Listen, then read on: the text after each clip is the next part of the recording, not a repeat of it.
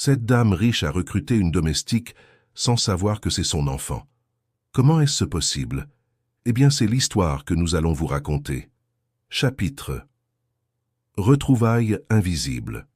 Il était tôt le matin dans la grande maison de Madame Cani, à Bamako, là où les rayons du soleil filtraient à travers les persiennes et posaient des taches d'or sur le sol en ciment poli.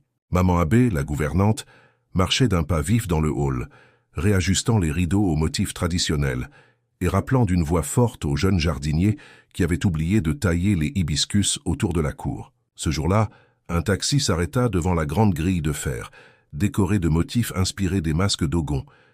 Une jeune femme descendit, tenant à la main un petit sac.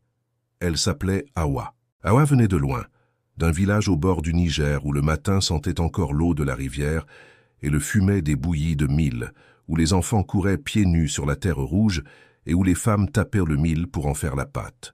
Elle n'avait jamais rêvé de travailler comme domestique, mais la vie, parfois, pousse les pieds où le cœur hésite à aller. Son père spirituel, l'abbé André, l'avait envoyée avec une lettre et une recommandation ferme.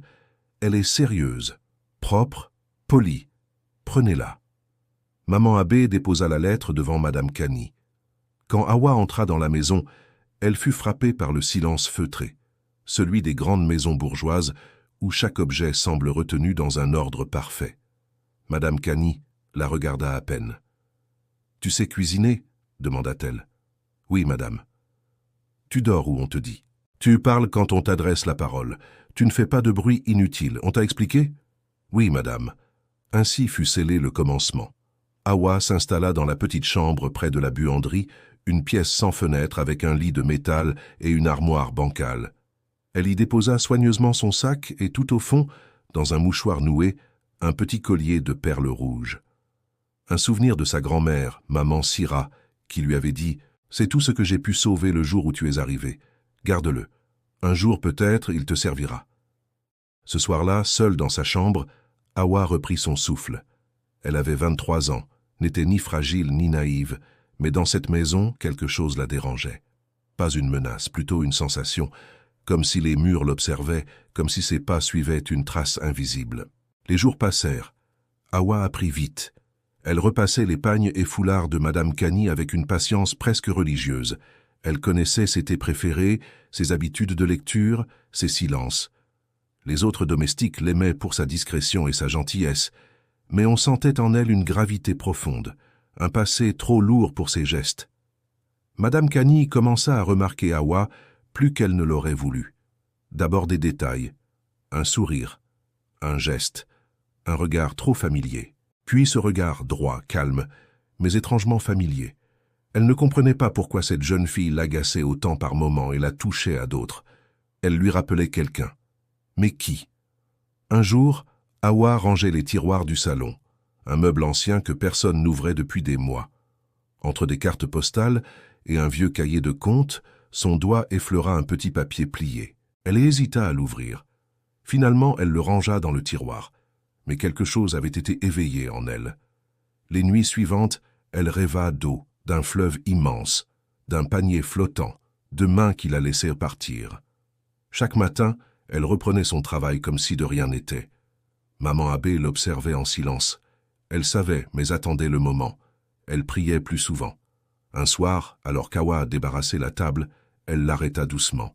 « Tu as l'air fatiguée, Awa, ça va ?»« Ah oui, maman Abbé. Parfois je me demande qui est vraiment ma famille. » La vieille femme ne répondit pas, puis murmura « Parfois la famille n'est pas celle qu'on croit, mais Dieu finit toujours par montrer ce qui est caché. » Madame Cani, elle, se sentait différente, irritée sans raison.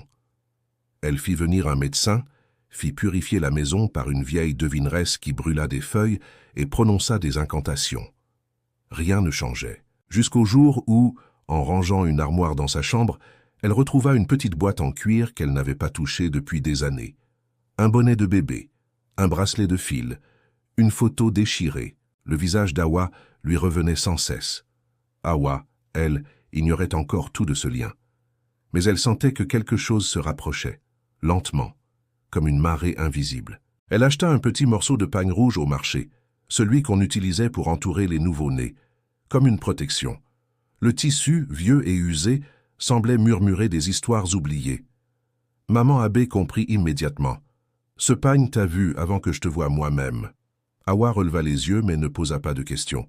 Les jours suivants, elle sentit les regards changer autour d'elle. Pas de méchanceté, mais des soupçons. Comme si tous attendaient qu'elle découvre quelque chose qu'elle seule ne voyait pas encore. Elle décida d'écrire une nouvelle lettre, cette fois à elle-même. Il y a un mystère ici. Je le sens, je le respire. Mais pourquoi ai-je peur de poser les bonnes questions? Est-ce que j'ai le droit de savoir qui je suis? Puis un samedi matin, alors qu'elle nettoyait le salon personnel de Madame Cany, une cliente inattendue arriva. Une femme d'un certain âge, vêtue de pagne fin, parfumée au savon noir et à l'ilang-ilang. Son regard s'attarda sur Hawa plus longtemps que nécessaire. « Tu viens d'où ?»« Du village de Ségou, répondit Hawa. « Je connais bien cette région, murmura la femme. La conversation laissa Hawa troublée. Les souvenirs semblaient remonter, mais flous, comme le reflet d'un fleuve sous la lune. Un soir, Madame Cany invita Hawa à s'asseoir sous le manguier du jardin, alors que le ciel virait à l'orange et que la lumière caressait les feuilles. « Tu sais, j'ai souvent rêvé d'une fille, une fille que j'aurais pu avoir, » murmura-t-elle. Hawa resta silencieuse. Elle sentait que la vérité approchait. Le lendemain, Maman Abbé lui remit la clé de la bibliothèque où trônait un album ancien. Entre les pages, une photo d'une jeune femme enceinte, seule, Madame Cany autrefois dans sa jeunesse. Le cœur d'Hawa s'arrêta un instant. Finalement, la confrontation eut lieu. Madame Cany ouvrit une petite boîte en bois et y déposa le bonnet et la photo. « Je t'ai porté, dit-elle. Il y a 24 ans, j'ai dû te faire disparaître pour protéger ce que je construisais. » Hawa, tremblante, écouta. Sa vie entière, ses questions, ses doutes, trouvaient enfin des réponses. Elle comprit son passé, le sacrifice, l'amour interdit et le lien invisible qui la rattachait à cette femme. Ce soir-là, elles partagèrent un repas simple, intime, à l'ombre des souvenirs et des regrets. Puis, Hawa décida de ne plus fuir.